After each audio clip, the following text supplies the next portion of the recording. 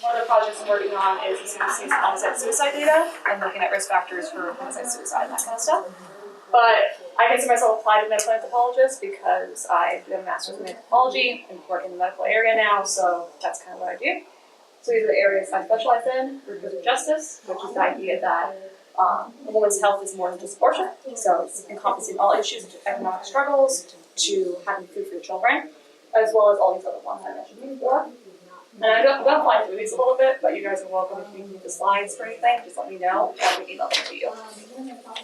So the first steps, in general, when you want to organize any kind of lobbying, I don't know what your guys' intention is, if it's for individual one-on-one meetings for yourselves or for your groups. You guys work in groups or anything, or yeah, mostly groups? Okay. So this will probably be more helpful for you then, it's kind of like how do you do a day of action then, actually for your group. So the basic questions you want to think about are basically how informed you are on the issue, are you part of that community the issue affects? So for example, police brutality. If you want to address police brutality in Indiana, for example, what communities that most affect? African American population. If you're not part of the population, you might want to partner with the population, see where they need assistance, instead of going off and kind of pushing legislation on your own, because you might kind of alienate the population actually. If you are interested in things that are more salient to your specific population, then it's totally fine for you to go off and kind of pursue it more, but do your research.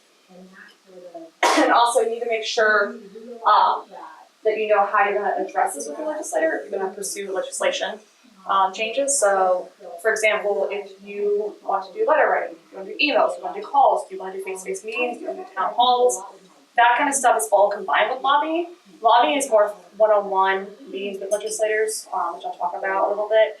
But there are things you should do in combination with that. You're not just going to go and have a one-on-one meeting. You're going to go bring letters and bring letters to the editor and all that stuff to kind of bring a bigger impact to the lobbying. And then what's your end goal? That's really important. A lot of people want to go to these meetings and just kind of word vomit on their representatives, and that can be actually really bad for your group. Because if you don't go in there with an action plan, with an idea about how you're going to pursue things, how you're going to address things, what's your ask for that group to actually outcome, so like support a bill, vote on something, then you're kind of going to leave them there with a sour taste in their mouth.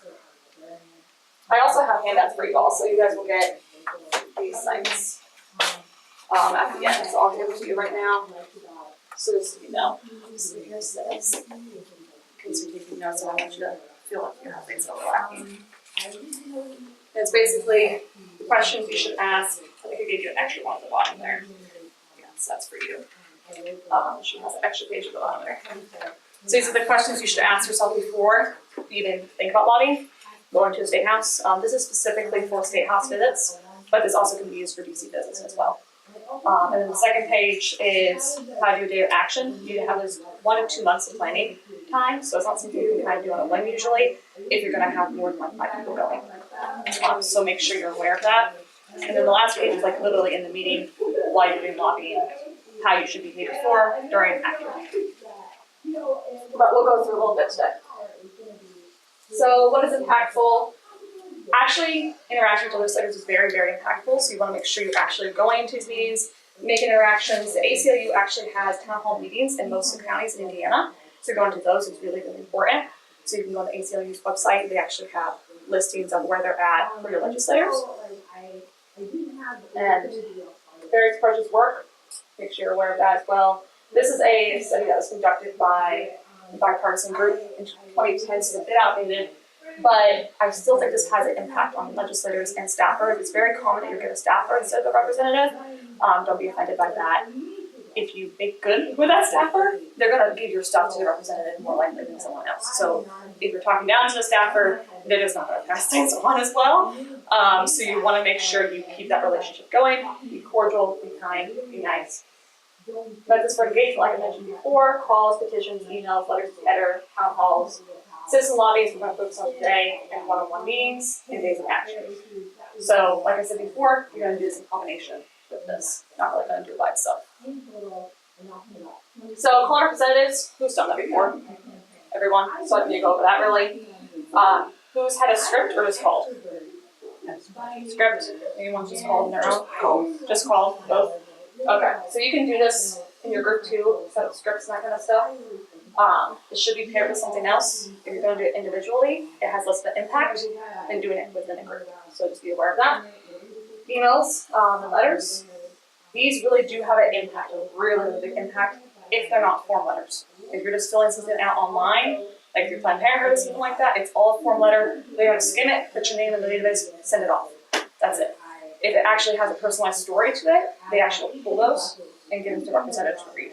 They're not going to really look at form letters, so be aware of that. But hold on. So I agree. I know, but that does the power of the form. Isn't there a power in the form letter, and that when they just run numbers? Yeah, it's power in the kind of numbers, but what really makes impact is the stories, because then they can take that to the floor and they can take the other representatives. Like, I heard this story from my constituent saying that this affects their life directly. The numbers help support that. So it's not to say that not having a lot of numbers doesn't help. It's just to say we don't want to just have form letters. We want to have stories as well. So you can actually usually type in your story into those form letters. That has a big impact because then they'll read those. But if it's just a form letter and you just like, I support this, it just goes into that count, which is helpful, but it's less helpful than having actual stories. So do's and don'ts, basic stuff. Make sure you're not putting a bazillion different things in your letters. That's really important. I've seen people in the past, in my 5 years of doing this, who have like 6 or 7 different points in their letters. That's going to be too much. You want to stick with one point. Doesn't mean you can't write multiple letters or multiple different points, but you make sure you do that. And also, make sure you have support for that kind of information you're sending. For citizen lobbying specifically, this is more intensive, so like I said before, it's about 2 months plan impact day. There's multiple steps. You want to usually have a one-pager, so do your research on your issue. So what's something you're all passionate about? Any issue specifically? Immigration? Okay. So like DACA. So if you want to do some day of action for DACA, then you would look up all your stuff for that, for your organization, everything like that, and concise it down to 1 page, literally 1 page. That's because honestly a lot of them don't have much time. It sounds horrible, but they also just won't look at it if it's longer than 1 page. You can bring articles as well. Letters to the editors are really important, and also personalized letters. We had a day of action we did at the Valentine's Day 2 years ago. We had over 3,000 letters we brought down, handwritten, and then we basically pulled out letters that people consented us to read to the legislators that were most impactful that we got from that pool. So they weren't going to, the legislators aren't going to go through 3,000 letters. Their staffers are, but if you have 3 or 4 that are really impactful, pull them out, bring them with you to the meeting. Also, finding a target person is really important to you. You want to make sure you know if they're going to move on an issue or not. If someone's staunchly anti-abortion, they're not going to move on that. Maybe someone you don't want to pursue with Planned Parenthood on that issue. If somebody is staunchly against immigrants, you maybe can pursue them on something else that can move them a little more. So you have to figure out where is the best way to put your energy into. It doesn't mean you shouldn't pursue those people. It just means you have to figure out how much time you're going to invest into changing that person's opinion. So then you set the meeting. This actually can take a hot second. Usually you want to do it about 2 to 3 weeks beforehand. And it's very common for them to switch it on you. If you were not cordial during your call, ask you a staffer. It's a contentious issue with that representative, so just be aware of that. Try to get as cordial as you can. Try to keep it kind of vague what you're going to talk about, if possible. Just say like, oh, immigration issues in general, or oh, women's health in general, or something like that, so that they can't really reject you or make excuses for moving the meeting. This is also very, very important. This has the most impact, according to staffers in this actual study.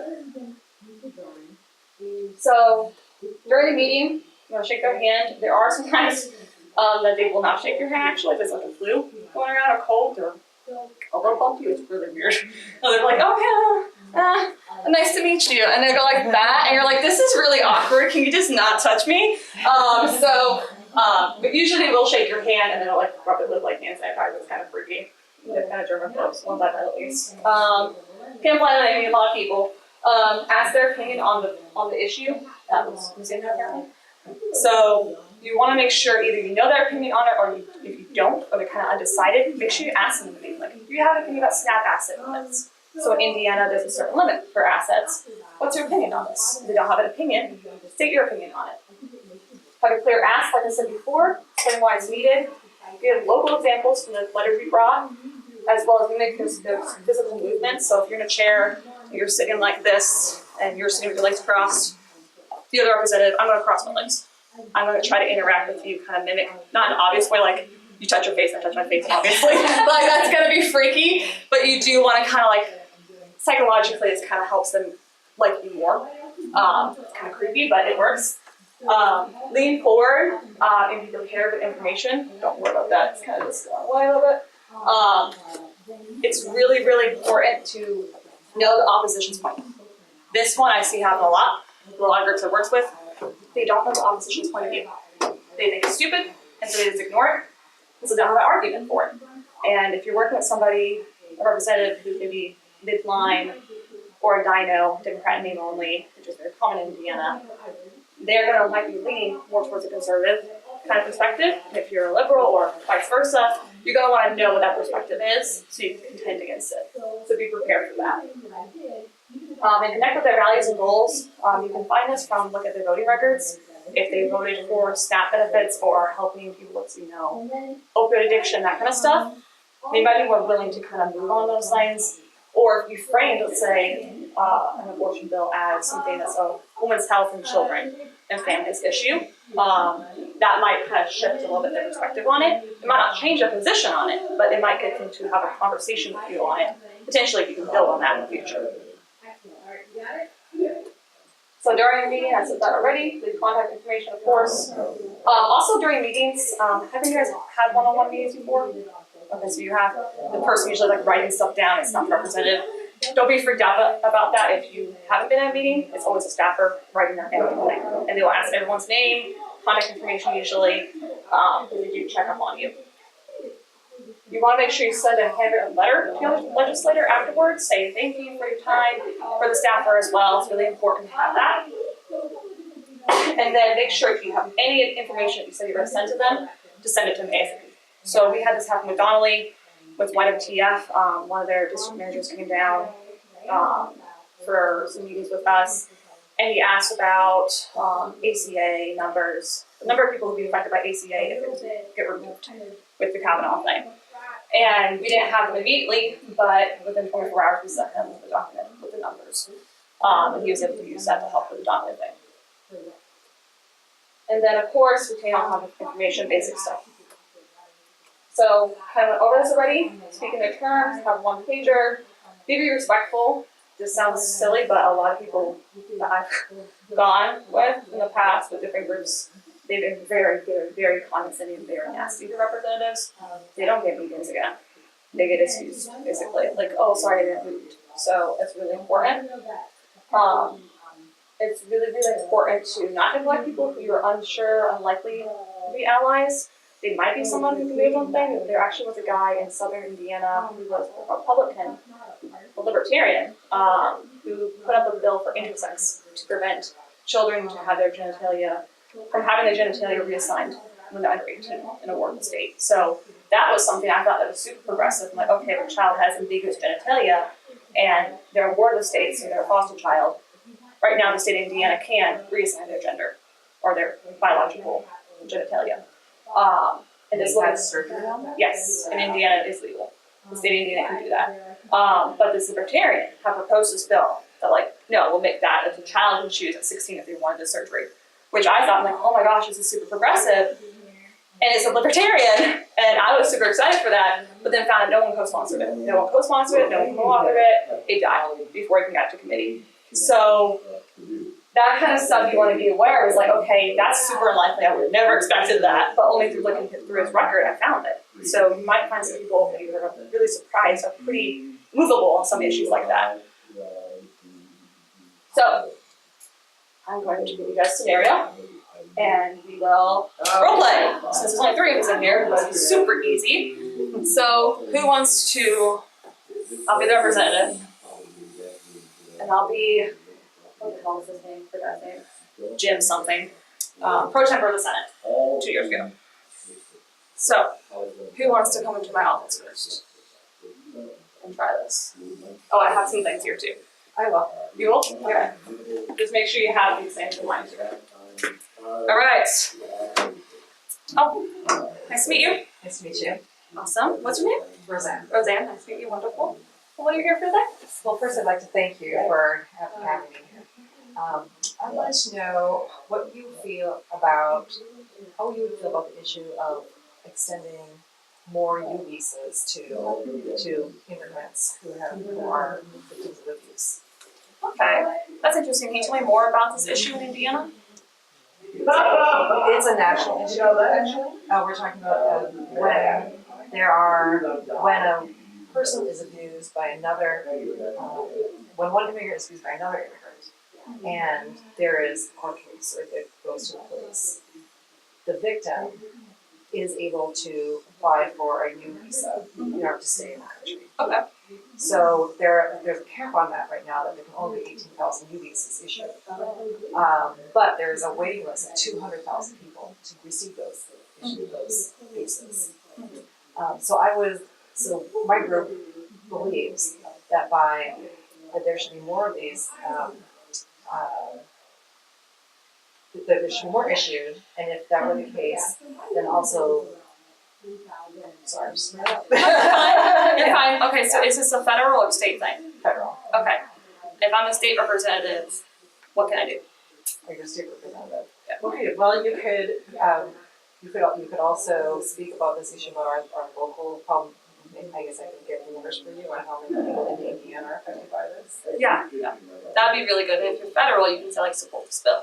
Yeah. Is there any bills that you could bring up to the person that you know of? Or Present, this is not on the docket. There are not very many bills for immigration issues at all in Indiana at this time. Okay.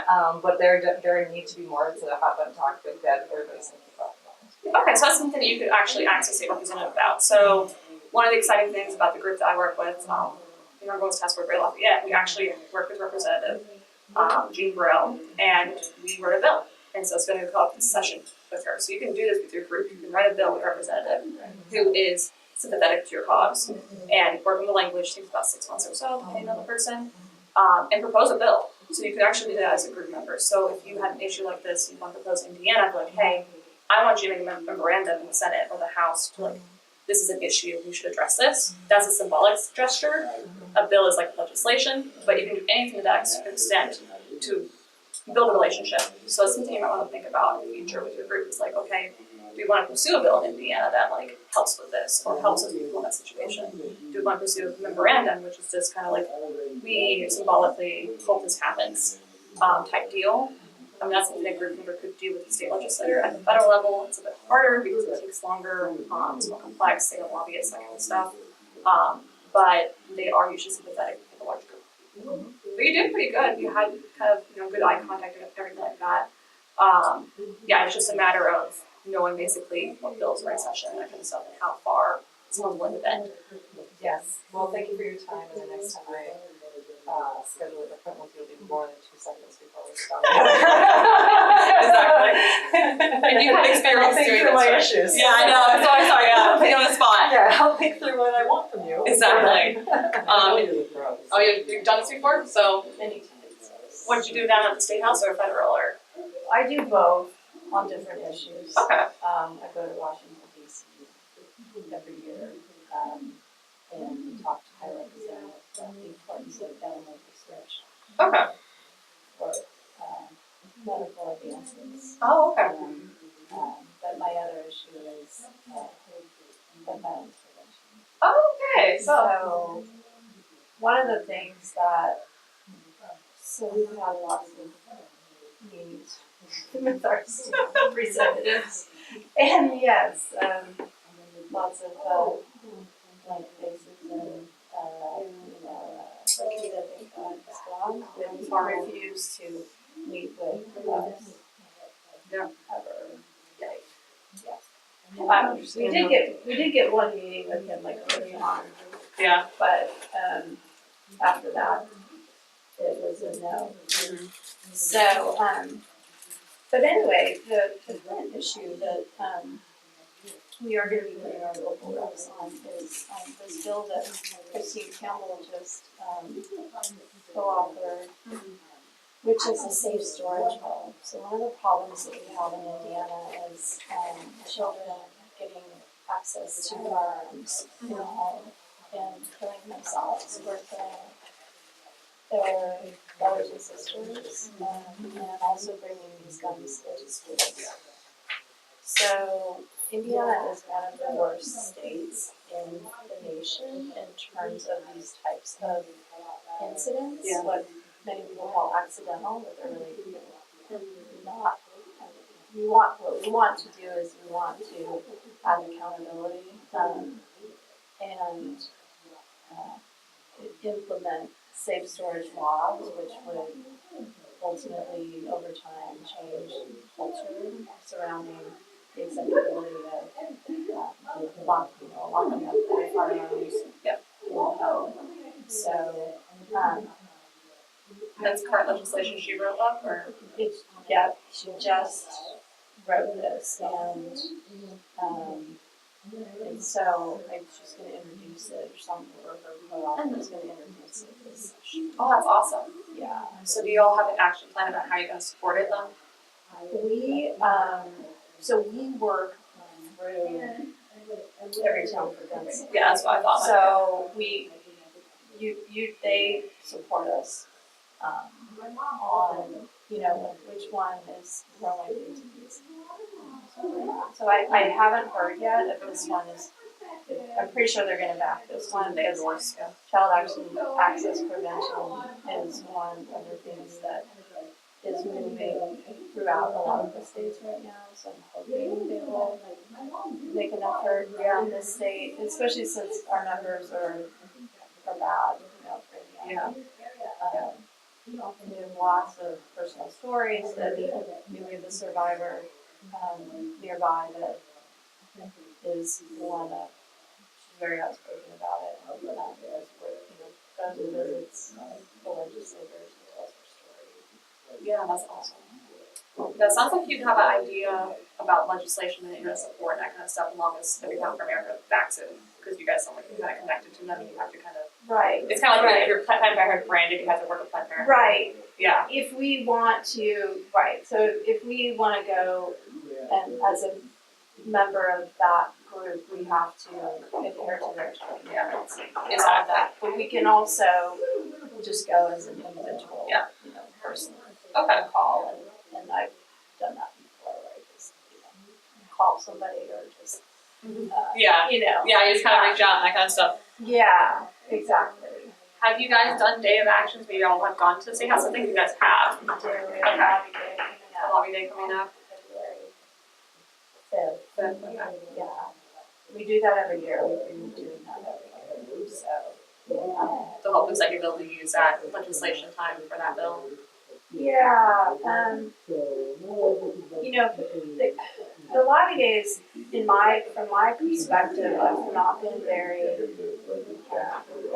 It's hard to know how useful it's been. I mean, we're seen, I guess, to some extent by the legislators, but a lot of times they're in session. So there were times when they couldn't even meet with us because they were in session. And, that's the hard part of that, because I've gone to the state house now the last 5 years to various sites, and what I found is really sucks because if you have to schedule have children in life or anything, yes, it's basically the plot yourself in a committee meeting.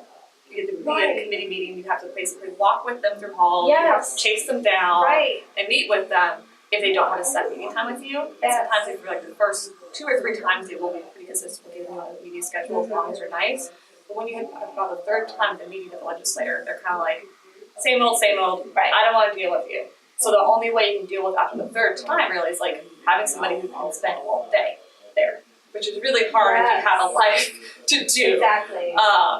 So that's a really hard thing that we ran into last session, where we had to literally have people take time off months in advance from work to be there physically all day, because we knew that these bills were going to go to committees. We could do a public statement at a meeting, at a committee, and state that we tried to make meetings with them. We're okay, well, we tried to have a meeting with you about this issue, so I'm just going to state my public statement here about what I want to talk to you about. And that was effective in getting meetings after that, because kind of calling them out at a committee meeting, and all their peers are there, and it's recorded, live recorded. for online viewers. So they don't like the public shaming. So maybe it's something you might want to consider is going, if you're able to flexibly do that, you know, with your schedule or somebody in the group is, going to committee meetings and kind of calling them out on a public statement that this is my statement I wanted to say to this senator here, and I was unable to make a meeting, and I would really like to schedule a meeting with you, but I'm going to say this right now. It's a cordial way, but it's also very direct, and it makes it publicly known that they are refusing meetings. And it's kind of like a shame tactic. So that's something that you can maybe like do a little bit if you have somebody who's flexible enough to be at those meetings and those committee times when they have public statements, because that helps. And that helped us get more meetings because they're publicly shamed and they weren't able to wiggle as much. You're like, oh, I'm so sorry, I had an emergency. Like no, you were at this meeting. You could have met with me when we walked. We could have done something. So that's something to consider. And also, like, how about you? Have you ever done any kind of meetings or anything? Oh yeah. I guess one of the questions I do have is, as far as the ask goes, can you be so bold as to say, my ask is that you vote against this bill? Yeah. Okay. Yeah. Oh, come on. Yeah. Yeah. That's totally fine. You can totally. It's very encouraged to make a direct ask like that. Like, vote no, vote yes. They want you to make a very direct ask, because if you are jumbled and you're like, I kind of thinking you might do this or maybe do this, you can't do that. You have to be very direct with them, but in a cordial way. So this is actually an example from my own experience. So the pro tem for the Senate 2 years ago, I had a meeting with them, the coalition we're working with, and the pro tempore is the one that calls on the bills to vote. And if he doesn't call the bill, it dies. So if it can go to committee, to each House and Senate, gets voted on, has to be called for a larger vote. If it gets to that point he doesn't call it, it dies, no matter how far it died. So there was an asset cap limit SNAP bill 2 years ago to basically raise the cap for assets, because you had more than $2,000 worth of items. So in your bank account, savings, and your car. So your car is worth more than $2,000, calculated book value. You couldn't access these gifts. And so I was able to go in. So you're supposed to sell your car. Exactly. Which gets you to work. Exactly. That was the issue. It's like, okay, how are you supposed to survive with that? So what we ended up doing was, I had a personal story about this from my own experience, because it's actually my mother in Pennsylvania, where we had a car for a family member, and we got over the asset limit. We got knocked out about 16, and I had to work 40 hours a week during high school to pay for food for the house, because we lost some staff benefits. So, first of all, I found the guy was from Fort Wayne. I did my undergrad in Fort Wayne. So I connected him on that, walked in, shook his hand, told him where I was from, told him I was going to Purdue. He actually graduated from Purdue with his master's, made those connections. Super important. Then I mentioned, my age. I'm a 26-year-old, graduate student at Purdue. His daughter's around that age. So pull on that. So if he has kids, if you guys have kids, pull on that, or she or he. I have children too, like pull on those little connections we have, commonalities. And then I knew he was avidly anti-choice, very avidly, voting against every single bill that's pro-women, and voted for every single bill that's anti-abortion. So I wasn't going to broach an issue with him on that, but I did mention, like, you say you're pro-life, so you should be supporting families. And this is a bill that falls under that idea of supporting families. So if you want children to have food on their table and not go through the struggles I experienced after I told my personal story, then you should support this bill that supports children having access to food. They will challenge you on facts. He asked me what's the asset cap limit for Indiana, because he didn't know. And he was pro tem for the Senate and didn't know. He asked what the national average was for income. What's the government's poverty level? How far you have to be under that? So you will get questions like that, actually, that are pretty intensive. So you want to make sure you look at all that. And he asked me why do people support this bill? And I told him why, and I told him why I was wrong. So that was literally a 10-minute meeting to crunch all that in. So if you do give me the pro tempore though, it's